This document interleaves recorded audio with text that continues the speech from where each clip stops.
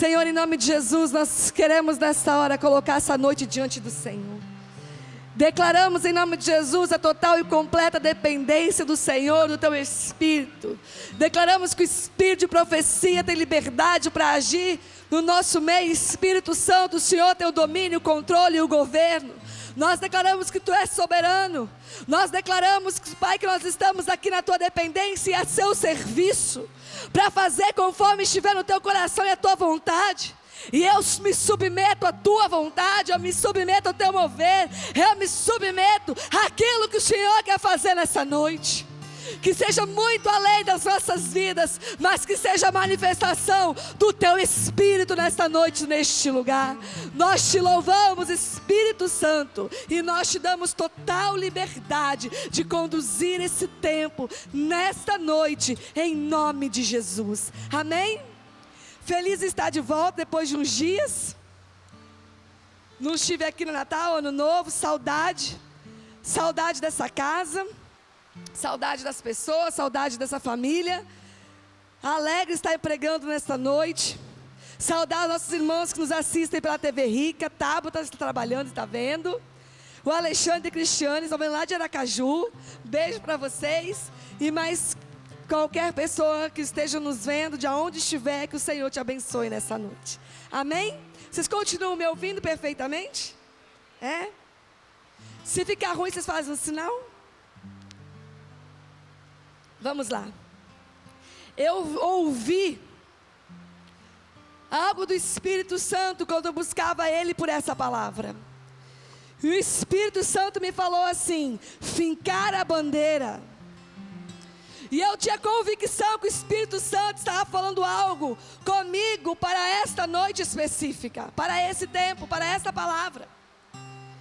E eu ouvi fincar a bandeira. E aí o Espírito Santo começou a descortinar e desabrochar, desenrolar uma ministração no meu espírito, a partir desse comando.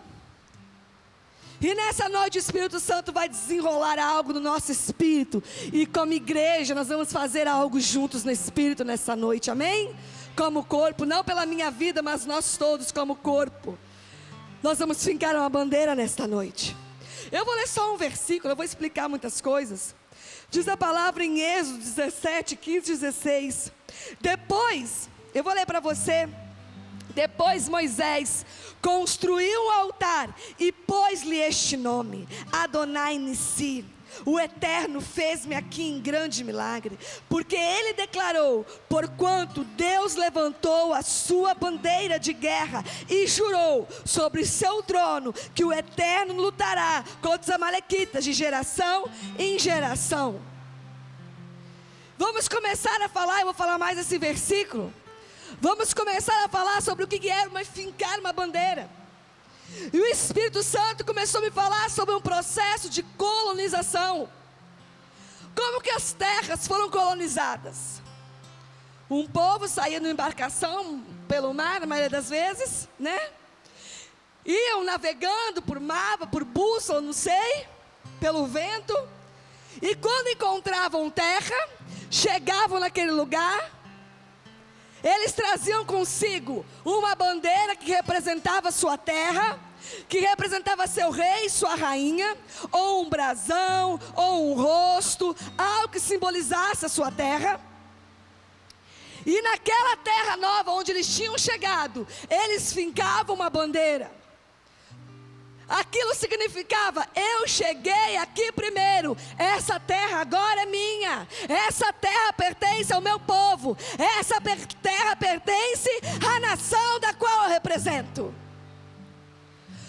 E quem chegava primeiro então tinha autoridade. Como que vocês acham que se foi tomando posse das terras? Foi por ordem de chegada. Quem chegava primeiro se apossava, né? Tanto uma nação, quando descobriu uma terra nova e fundava outra nação, uma extensão de sua nação em outro lugar. Tanto quanto, né? Eu sou da agricultura, de interior, eu sei como que funciona isso. Meus antepassados vieram da Itália lá para o Espírito Santo. E como que eles chegavam no lugar? Eles iam andando de terras em terras. até que eles encontravam uma terra sem dono. E quando encontravam uma terra vazia, fazia lá o seu barraco de madeira, aqui é o meu lugar. E ia tirando as matas, e ia tomando posse, porque chegou o primeiro. E assim era feito. Muitas vezes um povo, uma nação, ficava a bandeira num pedaço de terra, e voltava. Passava um tempo, vinha outra, e tirava aquela bandeira e fincava outra. E ali era motivo de guerra. Eu cheguei primeiro, essa terra é minha, não está a minha bandeira, não está a sua bandeira. A bandeira que estivesse fincada naquela terra determinava quem tinha tomado posse primeiro. Quem chegava primeiro colonizava e detinha a posse, a autoridade sobre aquela terra. Historicamente, quem chegou primeiro no Brasil? Quem chegou primeiro no Brasil, historicamente? Deixa eu ver se vocês estão me ouvindo. Quem chegou primeiro no Brasil? Quem chegou primeiro no Brasil? Portugal. Isso explica porque nós falamos português. Amém? Isso explica porque nosso país é tradicionalmente católico, né? Mandaram logo os jesuítas portugueses para cá. Isso fala da nossa cultura. Isso fala de quem nós somos. Porque historicamente Portugal chegou primeiro, fincou a sua bandeira e colonizou essas terras. Ao passar do tempo, o Brasil teve a sua independência, tornou uma pátria, um país. Mas a princípio nós somos propriedade, fomos colonizados por um país chamado Portugal. Eu estou aqui fundamentando algo que o Espírito Santo está fazendo no Espírito nessa noite. Porque quem chega primeiro, toma posse, tem autoridade, se apropria e determina a cultura. Quem chega primeiro e finca a sua bandeira, se apropria, tem autoridade e determina a cultura. Repita comigo assim: quem chega primeiro, se apropria, tem autoridade e determina a cultura.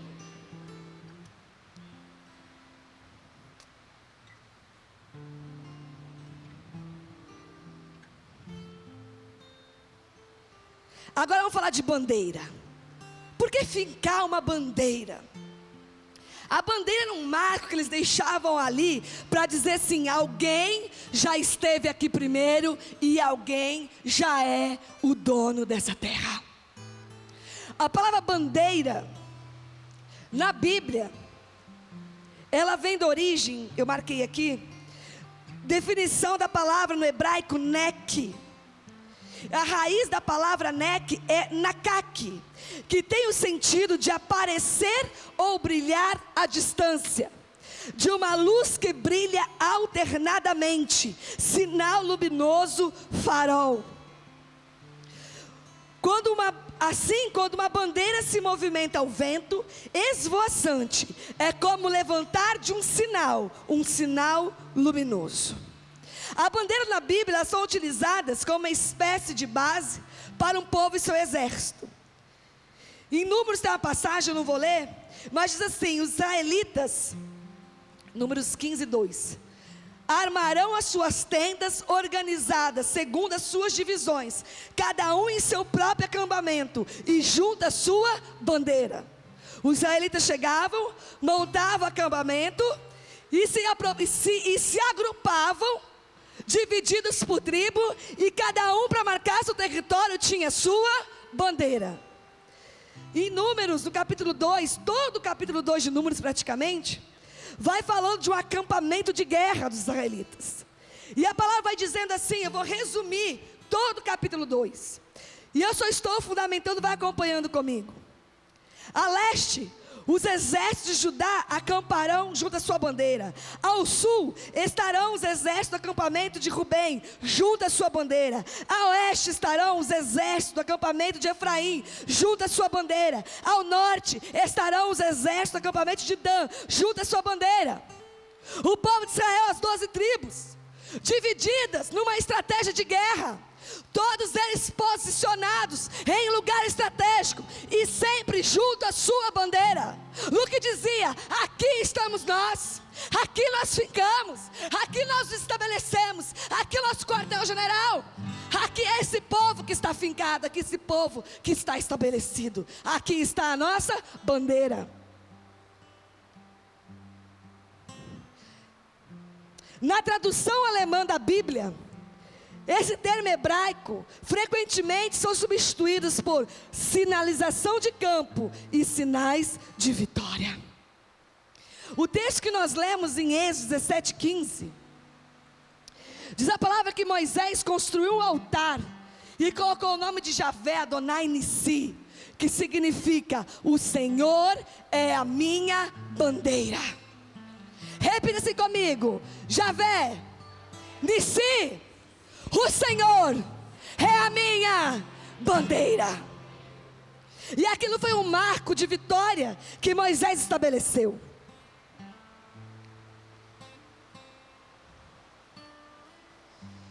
E até agora eu fundamentei para construir agora o que o Espírito Santo quer nos falar nessa noite.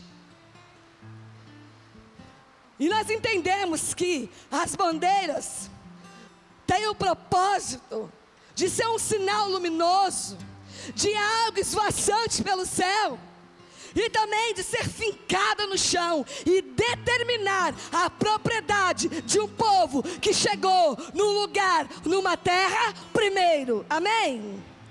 E nós somos chamados a dar um salto para o futuro. E nós já demos um salto para o futuro, amém? O Senhor nos está levando de forma profética para daqui 10 anos. E nós estamos chegando no futuro. Nós estamos chegando a uma década na frente, em um lugar que ninguém ainda chegou. E nós estamos chegando primeiro a este lugar chamado futuro. E o Senhor me disse ontem, nesses dias: fique uma bandeira neste lugar, como um sinal de propriedade, como um sinal de cultura, de estabelecer cultura, como um sinal de tomar posse, como um sinal de nós chegamos primeiro. Estamos fincando a nossa bandeira. A nossa bandeira é a bandeira do reino de Deus, amém? Não é bandeira de denominação, é da igreja de Cristo sobre a face da terra. E de forma profética, o Espírito Santo nos fala nessa noite: fique uma bandeira neste lugar de forma profética. Fique um marco que vocês chegaram aonde ainda ninguém chegou. E determine quem estabelece a cultura deste lugar, quem tem propriedade neste lugar e com quem está a autoridade neste lugar chamado futuro. E como igreja apostólica e profética, nós estamos pisando em terra que ninguém pisou. E deixa eu falar uma coisa: ninguém mesmo, que Satanás não pode ir ao futuro. A matéria-prima dele é o passado e o presente. Ele não pode ir ao futuro. Ele prepara o futuro, né? E como igreja apostólica e profética, nós estamos indo a um lugar nesses dias que ninguém foi. E como igreja apostólica, nós vamos na frente e nós vamos preparar um caminho. E nós vamos preparar um ambiente. E nós vamos preparar uma circunstância. Nós estamos indo na frente, nós estamos preparando um caminho. Nós estamos criando uma circunstância. Nós estamos estabelecendo uma cultura para que quando todo mundo chegar no futuro, uma cultura tenha sido transformada, algo já tenha sido estabelecido,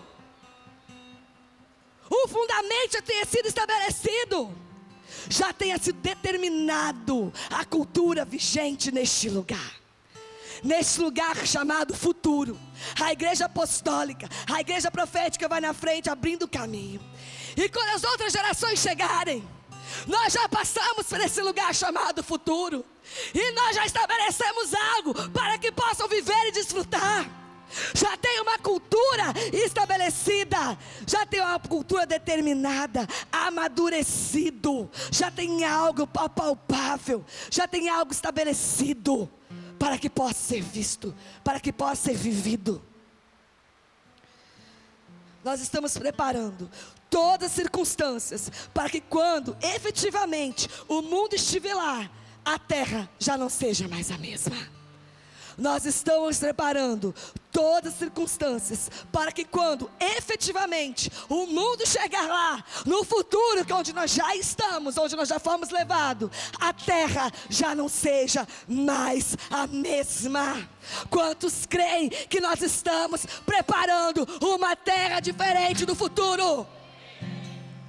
Nós já pisamos lá, nós já demos o salto, já fomos estabelecidos e estamos preparando o caminho para que as outras gerações passem e já encontrem uma cultura estabelecida.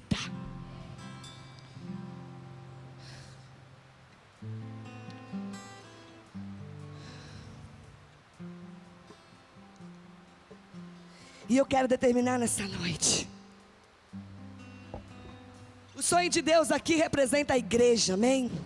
Não é uma denominação, é o sonho de Deus para a face da terra. Uma igreja sem mácula, sem mancha, sem ruga, que manifesta as grandezas daquele que nos tirou das trevas e nos transportou para a maravilhosa luz de Cristo.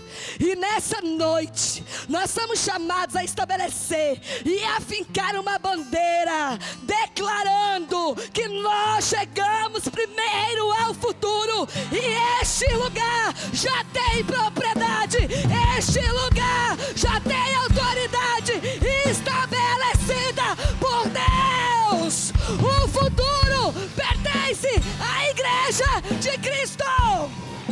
O futuro pertence à igreja de Cristo. Repita isso comigo. O futuro pertence à igreja de Cristo. Nós fincamos uma bandeira de forma profética neste lugar chamado futuro e declaramos: aqui tem autoridade. Essa autoridade é da igreja de Cristo. Nós chegamos primeiro e é nosso direito colonizar o futuro e estabelecer a cultura do reino de Deus neste lugar, nesta terra chamada futuro. E nós estabelecemos nesta hora, neste lugar onde nós somos colocados, este lugar chamado futuro, nós estabelecemos uma cultura de santidade, de fidelidade, de nobreza, de fidelidade. Nós estabelecemos a cultura do reino de Deus neste lugar, porque é nosso direito, porque nós adentramos e pisamos neste lugar primeiro. Repita assim comigo: nós, com autoridade, meu amado. Repita comigo: a igreja chega primeiro a um lugar chamado futuro. E neste lugar estabelece a bandeira do reino de Deus e determina a autoridade sobre este lugar, em nome de Jesus. Aleluia, aleluia.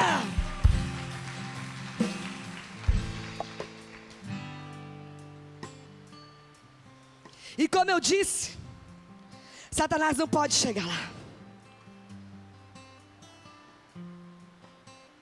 Ele prepara o futuro que ele quer, mas ele não pode estar lá onde nós já estamos. Nós estamos chegando 10 anos na frente. E dessa forma, a única coisa que ele pode fazer é nos intimidar. Repita assim comigo: intimidar. É a única coisa que ele pode nos fazer. É nos afrontar com o espírito de intimidação, para que nós não cheguemos lá, para que nós não tenhamos medo de ir lá, temos medo de enfrentar, de viver esse futuro, de viver as circunstâncias, de manter um padrão, de se entregar por inteiro, de mergulhar na cultura do reino, de não negociar os pactos que nós fizemos com Deus. A única coisa que ele pode fazer é tentar nos intimidar. E eu vou contar de forma muito rápida um testemunho, uma história, uma circunstância. Domingo eu cheguei a me arrumar para vir para a igreja, com muita sede de vir para a igreja, Depois de 2 semanas fora, né? E viemos e falou assim, a Bela estava com uma coisinha no ouvido. Vou resumir. Vamos passar no hospital escola e depois a gente vem para a igreja. E era para ser algo muito rápido, e realmente com ela foi muito rápido. Não era nada e tal. Mas lá, neste lugar, o meu outro filho pediu água. E eu fui até o bebedouro, estou resumindo a história. Por volta de 7 horas da noite eu fui dar água a ele. E ele apertou, peguei ele no colo e quis apertar o botãozinho do porta-copos que cai o copo. Ele apertou, peguei o copo que caiu, botei água, dei na mão dele e fomos assentarmos nas cadeiras de espera ao lado de onde estava o Eduardo. E quando ele estava terminando de beber a água, o Du olhou para o copo e falou assim, me dá esse copo. E quando a gente pegou o copo, metade da borda do copo, meia lua do copo descartável estava suja de sangue, que não era da boca dele, um sangue que já estava no copo. E aquilo, né, dentro do hospital, quando ele já estava quase terminando a água, já estava com a boca ali há um tempo. A criança brinca, né, vira para cá o copo. Aquele primeira coisa assim, né, meu Deus, que sangue é esse nesse copo? E aí eu fui lá no porta-copos e comecei a apertar e ver todos os copos e nenhum mais tinha sangue. Era só aquele. E aí começou um processo do qual nós saímos do hospital às 2 da manhã. Porque aí tem que tirar sangue, tem que fazer exame. Colocaram ele naquela lista da vigilância sanitária. Tem que fazer aqueles tratamentos, tomar remédio, falar profiláticos, né? Igual quando alguém é estuprado, alguém se pica em hospital. Preventivos contra essas doenças transmissíveis pelo sangue. Passar a fazer exames periódicos, você imagina o nosso coração. E toda uma circunstância no hospital, uma situação atípica, né? Não criticando, mas eu sei que isso durou até 2 horas da manhã. Porque para o protocolo tem que fazer um exame de sangue, esperar, veio o resultado. Obviamente, ia dar negativo, né? De bate-pronto, mas tem que esperar. E resumindo depois, falei no outro dia com o pediatra, falamos com o infectologista, né? Muito conhecido no Brasil, que é parente de uma pessoa próxima. E os vírus não sobrevivem à exposição mais que 5 minutos. Então os dois aconselharam a não dar os remédios, só acompanhar por exames, que não vai ter nada nunca, mas só acompanhar por exames, mas não dar os remédios, porque não é necessário, porque o risco de contaminação ali é praticamente zero. O sangue já estava ressecado. E bom, aí tem toda uma história. Não é nada. Mas é uma intimidação. Lá no hospital, naquela circunstância, teve uma hora que eu pude ir, a gente resolveu tudo com muita calma, embora com o coração muito apertado, resolvemos com muita tranquilidade. E teve uma hora que estava tudo muito calado, muito quieto, eu olhando assim já de madrugada, como eu vi Satanás na minha frente, com um olhar para mim assim, bem-vinda a Taubaté. Bem-vinda a Taubaté. Eu falei, é um espírito de intimidação. Nós viemos de lá o caminho todo de carro falando, estamos indo para um passo, para o salto, para o futuro. Estamos indo para o propósito, estamos indo para a promessa, estamos indo para a nossa casa, estamos indo para o sonho de Deus. Nós celebrávamos muito na viagem, 12 horas de carro, a volta para cá. A volta para aquilo que Deus tem. O coração ansioso para ouvir as palavras, no salto para o futuro, para estar inserido. E estávamos ansiosos para estar na igreja no domingo, muito ansiosos. E esse processo interrompeu a nossa chegada aqui no domingo. E eu tive essa sensação no espírito de ver essa afronta. Bem-vinda, Taubaté. De um jeito sarcástico, sabe? E aí eu discerni um espírito de intimidação. E é esse, porque se mexe com a gente, mas quando mexe com um bicho é sujo, quando mexe com um filho pequeno seu, né? Mas a única coisa que ele pode fazer contra nossas vidas é intimidar. E nessa noite, o Espírito Santo nos chama a falar para esse espírito de intimidação quem ele é e quem nós somos. Aonde ele está e nós, onde nós estamos. Porque ele é aquele que foi derrotado na cruz do Calvário, e nós somos aquele que portamos aquele que o derrotou. Porque ele está vencido. Porque ele foi destruído e nós glorificados com Cristo. Nós somos participando da sua morte, nós ressuscitamos com Ele na sua glória. Ele é aquele que tem morte eterna e nós somos aquele que temos vida eterna. Ele foi aquele que foi destituído para sempre da presença de Deus, e nós somos aqueles que a presença de Deus veio habitar. Ele é aquele que tem um plano desde sempre, falido sobre a face da terra. Tem cara de próximo, mas é falido e derrotado. Já nasceu falido. Porque o inferno não pode prevalecer contra a igreja. Já nasceu falido. Embora tenha cara de vitorioso, já é um plano falido. E a igreja de Cristo faz parte do plano perfeito, eterno, já vitorioso de Deus sobre a face da terra. Espírito de intimidação. Nós sabemos quem tu és e quem nós somos. Ele também sabe quem nós somos, mas ele tenta adentrar e tenta nos afrontar naquilo que nós não sabemos, naquilo que nós não conhecemos a respeito de nós, da igreja de Cristo.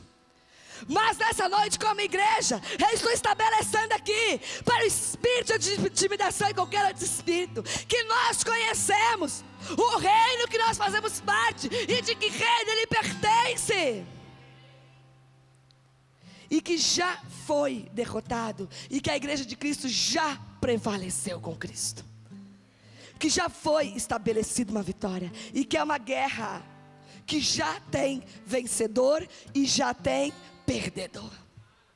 Repita comigo: essa guerra já tem perdedor e já tem vencedor, estabelecidos desde sempre, desde a cruz do Calvário.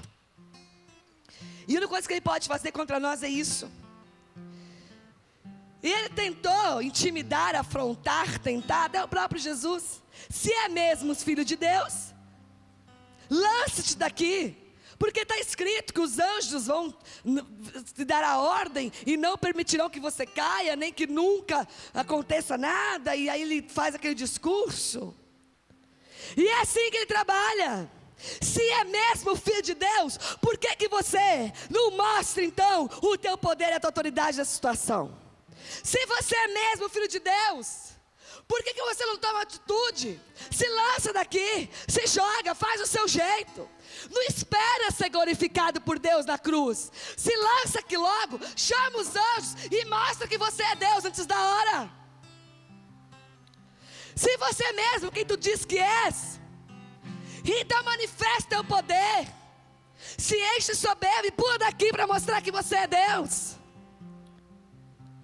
Não espera o caminho da morte para depois viver a ressurreição. Faça do teu jeito agora. Manifeste o teu poder antes da hora. Se você é mesmo filho de Deus, por que você está passando por isso, não toma a sua providência? Se você é mesmo filho de Deus, por que você está nessa dificuldade? Se tu és o filho de Deus, por que você está vivendo isso? Por que essa enfermidade? Por que está demorando tanto? Se tu és o filho de Deus, se não vale a pena ser fiel, se o que eles pregam lá não é verdade, se aquela promessa não foi Deus que falou, por quê? Por quê? Por quê então? Mas nós sabemos o Deus que nós temos, Cristo, e sabemos que por fim Ele sempre se levanta.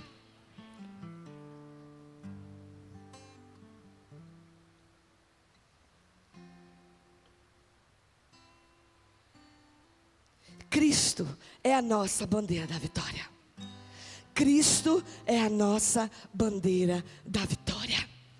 E nós determinamos que todo espírito de intimidação, todo espírito que vem para afrontar a fé, que vem para roubar a fé, que vem para tirar as convicções, que vem para nos fazer romper pactos, a desistir no caminho, a desacreditar do que está sendo falado e roubar a esperança. Nós declaramos que nós sabemos quem nós somos, que povo que nós fazemos parte, o Deus que nós carregamos, que é fiel para cumprir e estabelecer os seus marcos e as suas vitórias e cumprir suas promessas até o fim que Ele deseja. E a nossa bandeira é o Senhor. E a nossa bandeira da vitória é Cristo.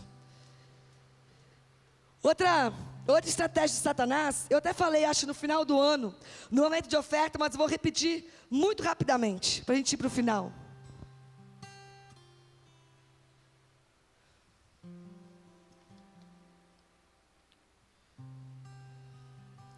É nos fazer nos arrepender de fazer o certo. Lembra que eu falei isso? Alguém lembra?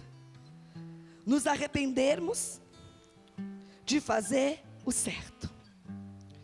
Muitas vezes decisões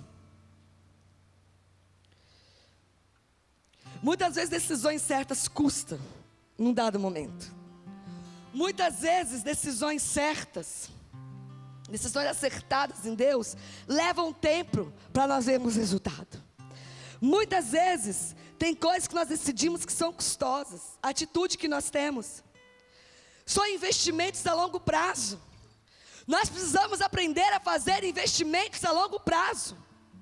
Um salto para o futuro é aprender a investir ao longo prazo do tempo.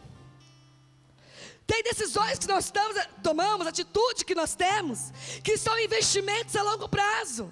Nós não vamos ter resultado em um mês, em um ano, em 2 anos. Nós estamos construindo um caminho para que a vontade do Senhor seja estabelecida. Tem pessoas que só sabem investir a curto prazo. Quer ganhar pouquinho, mas quer ganhar rápido. Sabe investidor a curto prazo? Não importa que eu vou ganhar pouco, eu vou correr pouco risco. Eu vou pegar um pouco só, vou investir aqui para eu ter um retorno rápido, mesmo que seja pequeno. Mesmo que não seja tudo que eu poderia ter, mas eu quero logo. Eu não vou pagar o preço de esperar 1 ano, 2 anos, 10 anos. Eu vou resolver logo agora do meu jeito rápido. Mesmo que não seja aquilo que Deus tem para mim, mas eu já resolvi. Isso é um investidor de curto prazo. Mas nós somos chamados a sermos investidores de longo prazo. Eu não sei quanto tempo os nossos investimentos nós vamos esperar o retorno, mas nós sabemos que nós estamos investindo em algo sem risco. E o risco é sempre a certeza de ganhar. E nós temos que aprender, porque tem decisões, atitudes que nós temos que tomar, temos tomado, que num curto prazo de tempo desagrada as pessoas, afastam pessoas, deixam familiares chateados, amigos, colegas de trabalho, patrões. As pessoas não entendem, afrontam o sistema. Decisões e atitudes que nos custam muitas vezes solidão, que dá frio na barriga. E se, né? O e se não existe. Que temporariamente nós não vemos nada, que é um caminho custoso. Nós temos que aprender, se nós estamos no futuro, nós temos que aprender a tomar as decisões hoje que nos levam lá. E essas decisões muitas vezes não dão resultado esperado no tempo que nós gostaríamos. Mas no tempo do Senhor, Ele faz infinitamente mais daquilo que nós pedimos, sonhamos, que nós podemos pensar ou imaginar. Nós não podemos nos arrepender de tomar decisões corretas. Nossa, eu tomei aquela decisão, olha o que eu estou vivendo agora. Eu tomei aquela decisão, tive essa atitude, e olha no que desembocou agora. Eu não deveria ter sido tão fiel. Eu não deveria talvez ter feito aquela oferta tão grande. Agora eu estou apertado. Aquela primícia enorme que eu entreguei, eu achei que fosse multiplicar 1 mês depois. Essa estratégia de Satanás, aquele pacto de santidade que eu fiz, e estou há 5 anos solteiro esperando no Senhor. Eu não deveria ter feito aquele pacto. Nos arrependemos de fazer o que é certo. Repita assim comigo: nós não nos arrependemos de fazer o que é certo. Meu amado, custe temporariamente o que custar, nós mantemos as nossas posições naquilo que é certo diante de Deus. O certo diante de Deus. Decisões que nós não vemos nada a curto prazo, mas nós estamos construindo algo poderoso para o futuro. Decisões, atitudes que nós não vemos nada a curto prazo, mas que estão construindo algo poderoso no futuro. Repita comigo assim: decisões, atitudes, das quais não vemos nada no curto prazo. Gente, no curto prazo, mas estamos construindo algo poderoso para o futuro.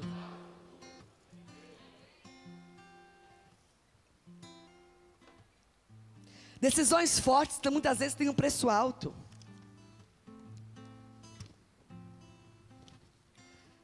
Decisões fortes nos levam um sacrifício inicialmente para sermos glorificados, honrados depois. É morrer na cruz da certeza que o Pai vai glorificar depois da morte. Participar da morte de Cristo, a certeza que com Ele nós somos glorificados.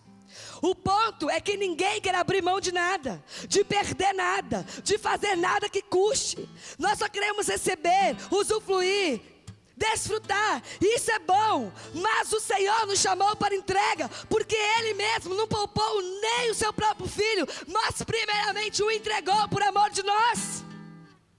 O Senhor quer nos dar, o Senhor nos chamou a desfrutarmos, mas o Senhor tem um caráter de doar, de se entregar. Desculpa aqui o exemplo simples, mas sabe a historinha dos ovos mexidos com bacon? Da galinha e do porco? A galinha entra com o ovo, que amanhã ela põe outro, e o porco dá a vida. Uns entram com aquilo que está sobrando e pode produzir mais amanhã, e outros entram com a vida. E o Senhor nos chamou a entrarmos com a nossa vida. É com todo, não é com a sobra de tempo. É com o meu sacrifício de tempo. Não é com a minha sobra de dinheiro. É com o meu sacrifício de dinheiro. Não é com a minha sobra de vida. É com o meu sacrifício de vida. Não é para quando eu aposentar. É na força da minha juventude. É pro todo. É pro todo. Não é pro que sobra. Não é com aquilo que não vai fazer falta.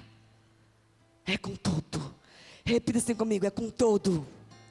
Não, meu amado, nós estamos preparando o ambiente profético neste lugar. Repita comigo: é com o todo. Se nós estamos fincando a bandeira em um lugar, se nós chegamos aonde ninguém chegou, se nós colonizamos uma terra, um lugar, e tomamos posse dela, nós precisamos entrar lá com o todo.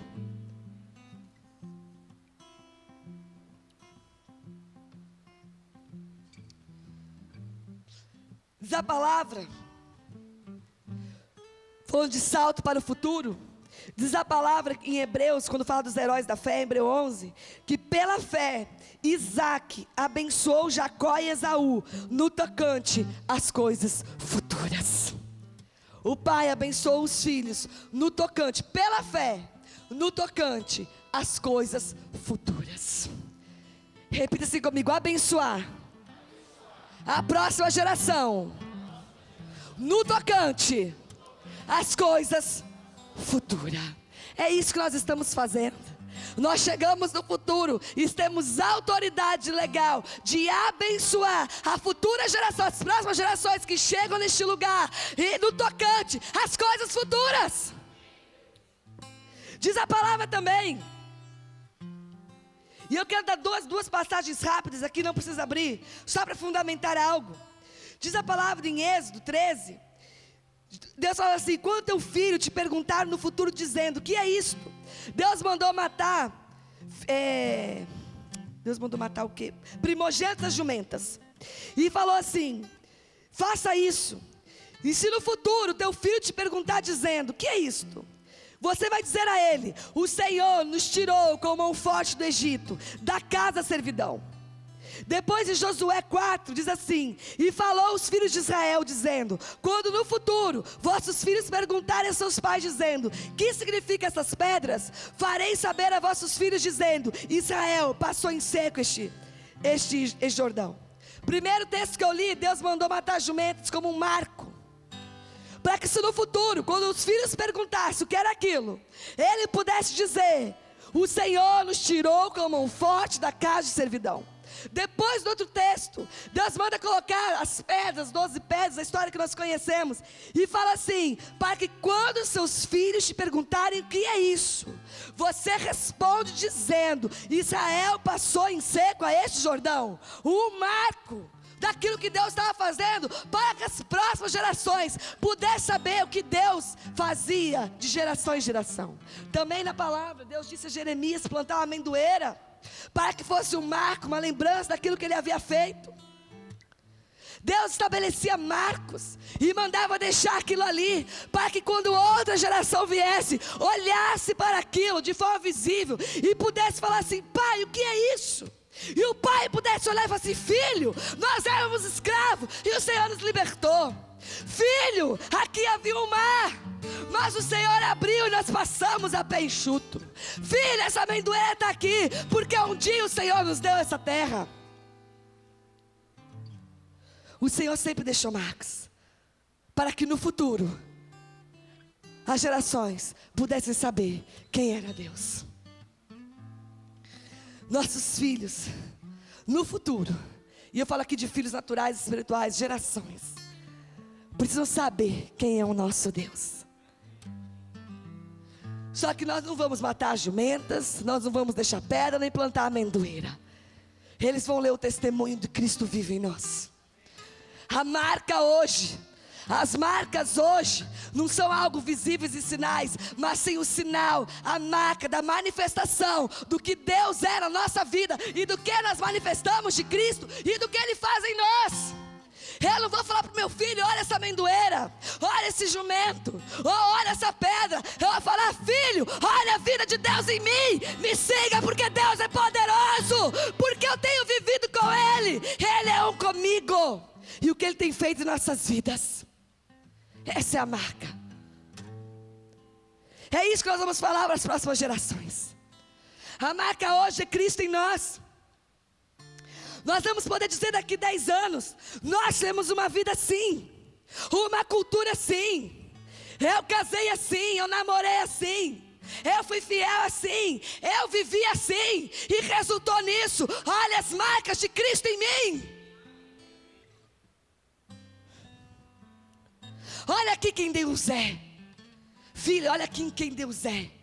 Olha para o seu pai, olha para sua mãe. Olha para essa geração, olha para os ministros, olha para nós. Olha aqui, filhos espirituais estão chegando. Olha quem Deus é. Deus sempre estabelecia marcos para a próxima geração tivesse o que olhar e saber que verdadeiramente Ele é Deus de geração em geração. Esses marcos hoje é a marca da vida de Cristo em nós.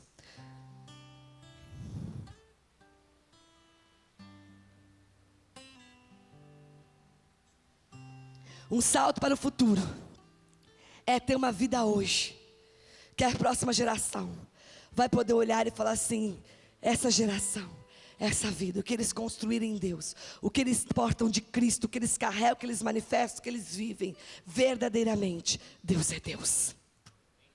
Verdadeiramente, Deus é Deus. Nós hoje, nós mesmos, somos um marco. Nós hoje mesmo somos sinal de que Deus é Deus. Repita assim comigo: eu sou um sinal para as próximas gerações de que Deus verdadeiramente é Deus. Repita comigo com autoridade, agora que você sabe o que você está falando. Eu sou um sinal para as próximas gerações de que verdadeiramente o nosso Deus é Deus. Nós somos o marco para a próxima geração. No futuro, vamos falar assim: o que é isso? O que é isso que Deus está fazendo? E eu quero nessa hora estabelecer esse marco profético. Quero aqui juntos nós declararmos que o Senhor é a nossa bandeira. Repita-se comigo: Yahvé Nissi. O Senhor é a nossa bandeira. Ele é a nossa bandeira da vitória. E nós estamos num lugar, nós já estamos num lugar onde ninguém nunca esteve. E nós chegamos primeiro a este lugar e temos direito legal de estabelecer uma bandeira, um marco, que neste lugar já está estabelecido a autoridade, governo, cultura do reino de Deus.